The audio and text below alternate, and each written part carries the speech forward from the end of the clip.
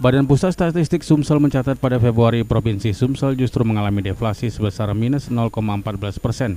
Untuk Kota Palembang, Februari mengalami deflasi sebesar minus 0,11%. Daya beli masyarakat yang belum stabil menjadi salah satu pemicu terjadinya deflasi di Kota Palembang pada bulan Februari. Sektor komoditas yang mengalami penurunan harga dengan andil deflasi tertinggi di Kota Palembang antara lain harga daging ayam, tarif listrik, bawang merah, tomat, dan sayur. Menurut Kepala BPS Sumsel Yos Rudiansyah, inflasi kemungkinan dapat kembali terjadi pada bulan Maret. Barang-barang itu terjadi permintaan yang meningkat ya. Ini kan bulan Maret itu, pada bulan itu masa panen mungkin sudah mulai kelihatan. Pemerintah daerah diminta untuk tidak terlena dengan komoditas harga yang saat ini menunjukkan penurunan. Pemprov maupun Pemkop harus menjaga inflasi pada tahun ini dengan rutin mencermati perubahan harga setiap komoditas sehingga inflasi tetap terkendali seperti tahun lalu.